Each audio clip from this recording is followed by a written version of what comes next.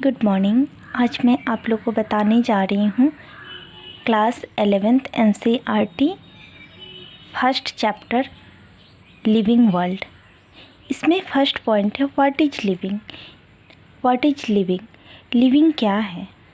Growth, reproduction, ability to sense environment, metabolism, self replicated and interaction. ये सारे जो भी कैरेक्टर है वो एक लिविंग ऑर्गेनिज्म के कैरेक्टर हैं। All living organism grow. जितने भी लिविंग ऑर्गेनिज्म होते हैं वो ग्रो करते हैं। Two character in growth. Living organism के दो कैरेक्टर होते हैं ग्रोथ की। एक इंक्रीज इन मास। जो भी लिविंग ऑर्गेनिज्म है वो इंक्रीज करते हैं मास में। दूसरा है increase in number of individual. जो भी लिविंग ऑर्गेनिज्म हैं वो अपने नंबर को बढ़ाते हैं, एक से दूसरे होते हैं। इसी तरह से उनका लाइफ आगे बढ़ते रहता है, उनका प्रोजेनी वो आगे बढ़ते रहते हैं। दूसरा है सेल डिवीज़न। सेल डिवीज़न जो होता है वो माइटोसिस होता है कि माइटोसिस है, डिवीज़न ऑफ ग्रोथ है, जिसमें division of growth in plant. Growth plant में भी होते हैं और एनिमल में भी होते हैं। इन प्लांट के केस में जो ग्रोथ होते हैं वो अनलिमिटेड होते हैं, उसकी कोई लिमिट नहीं होती है एंड लोकलाइज होते हैं। But in case of animal इसमें ये इसके उल्टा हो जाएगा। इसमें ग्रो जो होते हैं वो लिमिटेड होते हैं एंड अनलोकलाइज होते हैं। ठीक है। और नेक्स्ट है ग्रोथ एंड रिप्रोडक्शन। ग्रोथ और रिप्रोडक्शन म्यूचुअली एक्सक्लूसिव इवेंट होते हैं।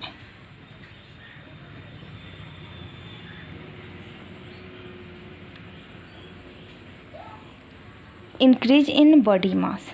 जो भी लिविंग ऑर्गेनिज्म है उसके बॉडी मास इंक्रीज करता है, इसे ग्रोथ कहते हैं।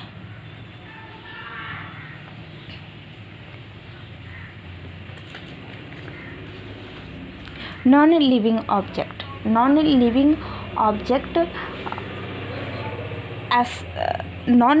ऑब्जेक्ट में वो आ जाएंगे, जैसे कि कोई किसी के मास को बढ़ने को उसके लिविंग कैरेक्टर को नहीं बोल सकते हैं, बिकॉज एक माउंटेन है उसमें भी ग्रोथ होता है लेकिन उसे लिविंग नहीं बोल सकते हैं।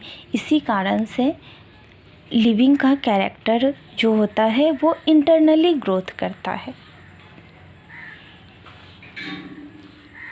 ग्रोथ तो आप लोग जान ही रहे हैं। उसके बाद है रिप्रोडक्शन में क्या होता है? प्रोडक्शन ऑफ प्रोजेनी हो गया रिप्रोडक्शन। उसके बाद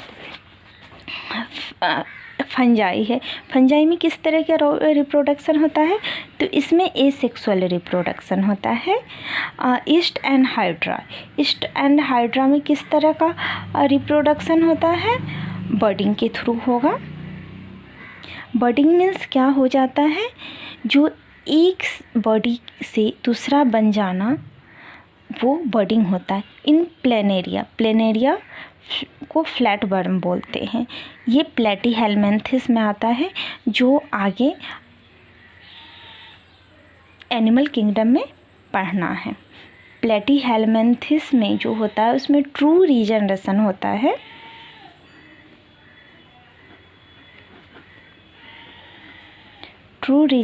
होता है।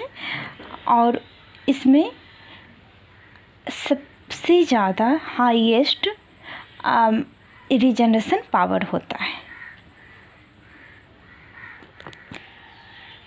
इन सारे चीज़ को एक बार फिर से रिकॉल कर लेते हैं। ग्रोथ ग्रोथ में दो twin character of growth, increase in mass and increase in number.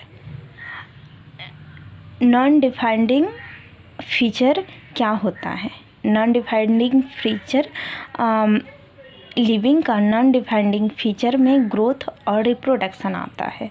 इसे हम ऐसे याद कर सकते हैं, नॉन डिफाइंडिंग फीचर एन से हो गया और ग्रोथ हो गया आर और रिप्रोडक्शन आर, ऐसे याद रख सकते हैं। नॉन डिफाइंडिंग कैरेक्टर, इसको ट्रिक हो जाएगा नगर, न से नॉन डिफाइंडिंग कैरेक्टर, ग से ग्रोथ और आर से रिप्रोडक्शन।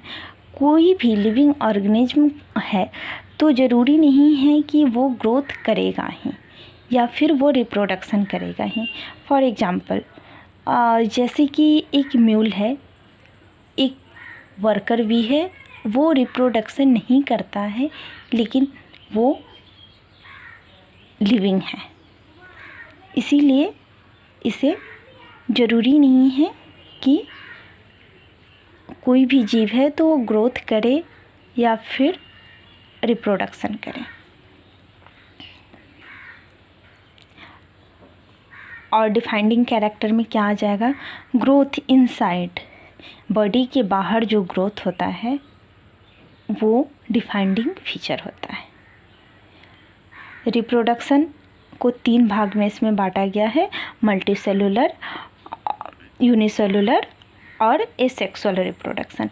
मल्टीसेलुलर में हो जाएगा प्रोडक्शन ऑफ प्रोजेनी, यूनिसेलुलर में हो जाएगा सेल डिवीजन, जैसे कि इसमें एग्जांपल दिया हुआ है एनसीईआरटी में बैक्टीरिया।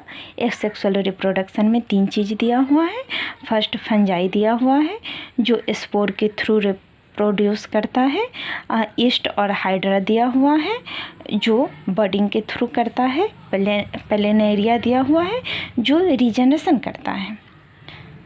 ग्रोथ एंड रिप्रोडक्शन एक दूसरे का सिनगैमस है, म्यूचुअली एक्सक्लूसिव मल्टीसेलुलर ऑर्गेनिज्म में होता है, सिनगैमस यूनिसेलुलर ऑर्गेनिज्म में होता है।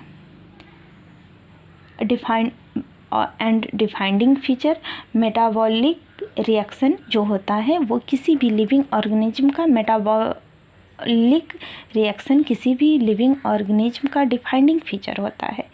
इसमें 2 चीज़ होता है, बॉडी ग्रोथ आउट 2 तरह से होता है, आउटसाइड बॉडी सेल और इनसाइड बॉडी सेल। नेक्स्ट है कॉन्शसनेस। कोई भी लिविंग ऑर्गेनिज्म है वो उसमें संवेदना होती है। इसी तरह से ये, जैसे कि कोई भी व्यक्ति है जो कोमा में है तो उसे हम लिविंग कहेंगे या नॉन लिविंग कहेंगे। तो ये कन्फ्यूजन अभी तक तो ऐसा क्लियर नहीं हुआ है, बट वो मेंटली लिविंग है और फिजिकली नॉन लिविंग है।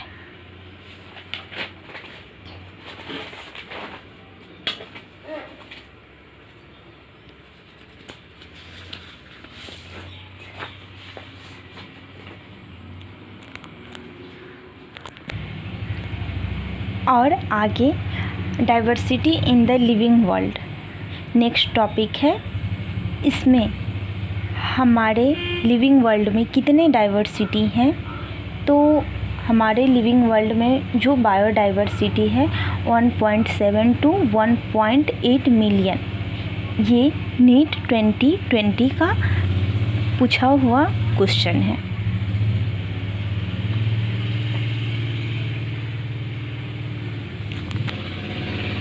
एंड आगे डाइवर्सिटी का मतलब क्या होता है? किसी भी जीव को, किसी भी चीज़ को हम आइडेंटिफिकेशन करते हैं, उसके बाद उसका नॉमेनक्लेचर करते हैं। ये ICBN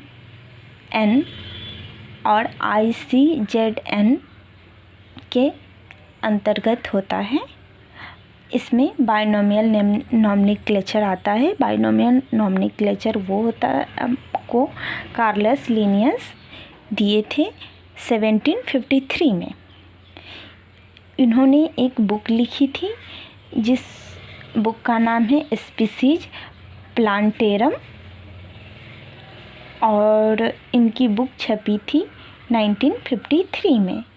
जैसे कि बाइनोमियल मतलब क्या होता है, बाई मतलब दो, नोमियल मतलब नेम, जिसका नेम दो पार्ट में हो उसे बाइनोमियल नोमेनक्लेचर बोलते हैं। जैसे मैंजीफेरा इंडिका, मैंजीफेरा जो होता है उसे कैसे लिखते हैं, मैंजीफेरा इंडिका, ठीक है। तो मैंजीफेरा का एम जो होता है इसको जीनस बोलते हैं, जीनस जो बड़ा अक्षर होता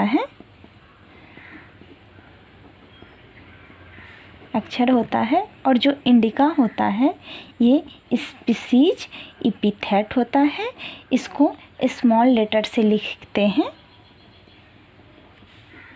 और ये इटालियन में लिखा जाता है, और अगर हम लोग हैंड राइटिंग में लिखते हैं तो इसे अंडरलाइन करते हैं, ये स्मॉल लेटर है। उसके बाद both are printed in italic, इसे यूनिवर्सल रूल ऑफ नोमेनक्लेचर कहा जाता है। उसके बाद अगला पॉइंट है क्लासिफिकेशन। क्लासिफिकेशन में क्या है, टैक्सोनॉमी। टैक्सोनॉमी में 4 चीज़ का ध्यान रखते हैं, कैरेक्टराइजेशन, उसके बाद आइडेंटिफिकेशन, क्लासिफिकेशन, नोमेनक्लेचर, ठीक है। उसके बाद अगला पॉइंट है systematics. Arrangement of organism is called systematics. ये लीनियस दिए थे, ये भी नीट में पूछा गया क्वेश्चन है। इन्होंने सिस्टमा नेचुरी नाम की बुक लिखी थी। इन्होंने फाइलोजेनी के बारे में भी बताया था। उसके बाद आगे हम देखते हैं taxonomic hierarchy. Taxonomic hierarchy 7 rank होता है जो हमारे एनसीईआरटी में दिया हुआ है। आप इसे पेज नंबर एनसीईआरटी के पेज नंबर 10 पे देख सकते हैं। उसमें दिया हुआ है, नीचे से स्टार्ट करते हैं, species, genus, family, order, classification, class, phylum या डिवीज़न। तो फाइलम हम एनिमल के लिए यूज करते हैं और जो डिवीज़न होता है वो हम प्लांट के लिए यूज करते हैं। और जो सबसे हाईएस्ट होता है, लार्जेस्ट होता है, जिसमें सबसे लार्जेस्ट होता है वो हो जाता है किंगडम। तो किंगडम 5 हैं और प्लांटी, एनिमलिया,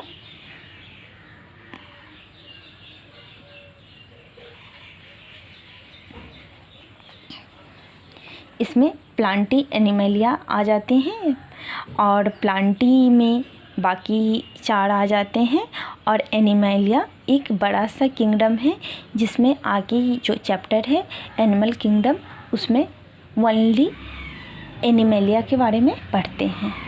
तो स्पीसीज क्या है, तो स्पीसीज स्मॉलेस्ट, जो सबसे स्मॉलेस्ट यूनिट है उसे स्पीसीज बोलते हैं। ये भी क्वेश्चन हमारे नीट में आ चुका है। तो स्पीसीज क्या है, species is a group of individual organism with fundamental similarity और मॉर्फोलॉजिकल डिफरेंट होता है, जिसे हम एक दूसरे को डिस्टिंक्ट कर सकते हैं। उसके बाद जीनस क्या है, genus A group of related species arranged A closely related species, for example potato और ब्रिंजल। तो पोटैटो हो गया जीनस सोलेनम और इसका भी जीनस होता है, ब्रिंजल का भी सोलेनम ही, तो दोनों का सेम जीनस है। जैसे कि इसमें लायन, लेपर्ड, टाइगर, ये सारे पैंथरा जीनस में आते हैं। उसके बाद है family. Group of related genera is called family. Order. Assembly of family is called order. जैसे कि ऑर्डर में आ गया कार्निवोरा में, जैसे कि ऑर्डर है कार्निवोरा के अंदर आ गया जैसे कि डॉग एंड कैट। उसके बाद है क्लास रिलेटेड ऑर्डर इंक्लूड्स हो जाएगा क्लास। ऑर्डर प्राइमेट हो गया और ऑर्डर मैमेलिया हो गया। उसके बाद फाइलम फॉर एग्जांपल कॉर्डाटा एक फाइलम है, non Chordata, non chordates and और भी सारे हैं। उसके बाद किंगडम है, किंगडम जिसके अंदर सारे आ जाते हैं। सो सबसे लार्जेस्ट कैटेगरी हो गया किंगडम।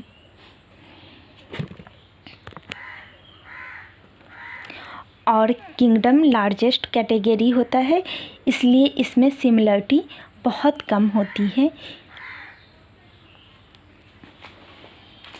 ये भी नीट का पूछा गया क्वेश्चन है कि मिनिमम सिमिलरिटी किस में पाया जाता है, तो जो जितना बड़ा रहेगा उसमें सिमिलरिटी उतनी कम होगी, जो जितना कम होगा उसमें सिमिलरिटी उतनी ज़्यादा होगी। उसके बाद टेबल आ जाता है 1.1 जो बहुत इम्पोर्टेंट है, इसे आप एक बार ज़रूर देख लें और हो सके तो इसे याद रख लें। उसके बाद नेक्स्ट टॉपिक है टैक्सोनॉमिकल एड्स, जो कौन दिए थे, जो मेयर दिए थे। इसमें आ जाएगा हर्बेरियम। टैक्सोनॉमिकल एड्स में इसमें 4 दिए हुआ है, herbarium, botanical garden, biological museum और zoological park. Herbarium store house of plant का जो स्टोर हाउस होता है उसे प्लांट हर्बेरियम होता है। उसमें किसी भी प्लांट को ड्राई करके प्रेस करके रखते हैं, जस्ट लाइक एल्बम। तो इसमें क्या क्या, एक हर्बेरियम में क्या क्या, इसमें डेड प्लांट होता है, इसमें क्या क्या रहता है, तो एक एल्बम है, इसमें क्या क्या रहता है जो जिससे मुझे पता चले। तो इसमें डेट दिया हुआ रहता है कि कोई भी प्लांट है तो अगर इस जगह पे उसे कुछ और नाम से दिया गया है, एक ही प्लांट को अगर हम खोज रहे हैं तो आज अगर हम खोज रहे हैं तो हम अपना नाम दे दिए, कल अगर आप में से कोई खोजो फिर उसी का नाम दूसरा हो जाएगा, तो फिर ये राइट नंबर बायोडाइवर्सिटी का जो नंबर होगा वो रैंडमली कुछ से कुछ हो जाएगा। स्पीसीज हम कुछ खोजेंगे और नंबर बहुत ज़्यादा बढ़ जाएंगे। इसीलिए कोई भी जिसे ढूंढते हैं उसे पे उसका अच्छी तरीके से उसको आइडेंटिफिकेशन करते हैं, ताकि उस चीज़ को कोई और ढूंढे तो फिर पता रहे कि नहीं वो पहले से नोन है। तो इसमें क्या क्या रहता है दिया हुआ, हर्बेरियम एक सीट आता है, उसका साइज होता है 42 × 29 सेंटीमीटर। इसमें स्पेसिमेन होता है। और उसके बाद इसमें क्या क्या रहता है, तो इसमें डेट रहता है कि किस डेट को इस प्लांट को खोजा गया है, प्लेस ऑफ कलेक्शन रहता है, किस जगह पे खोजा गया है, इंग्लिश नेम रहता है, बायोलॉजिकल नेम रहता है और लोकल नेम रहता है। उसके बाद किस फैमिली से है और उसके बाद कौन है जो इसको खोजे हैं, ये सारे चीज़ रहता है। लेकिन नीट में पूछा गया था कि ये सारे ऑप्शन था और उसमें से एक और ऑप्शन था कि इसमें से कौन सा नहीं है, तो उसका आंसर था हाइट ऑफ प्लांट, क्योंकि इसमें हाइट ऑफ प्लांट के बारे में नहीं बताया जाता है। उसके बाद हो गया बॉटनिकल गार्डन। तो बॉटनिकल गार्डन जो है इसके बारे में तो सब लोग जानते ही हैं। मेनली इंडिया में मेनली हमारे एनसीईआरटी में 3 बॉटनिकल गार्डन दिए हुए हैं, जो 2 इंडिया में है, एक इंग्लैंड में है। क्यू जो है वो इंग्लैंड में है। इंडियन बॉटनिकल गार्डन जो है हावड़ा में है। National botanical garden Lucknow Bharat में है। आगे है बायोलॉजिकल म्यूजियम, और इसमें क्या रहता है, कलेक्शन ऑफ प्रिजर्व प्लांट और एनिमल। म्यूजियम में जो भी प्लांट होता है या एनिमल होता है वो डेड रखा हुआ रहता है। उसके बाद है zoological park. Zoological park wild animal are kept in protect environments under human care. Zoological park वो होता है जो ह्यूमन के देख रेख के अंतर्गत किसी भी जंगली जानवर को रखा जाता है, वो हो गया।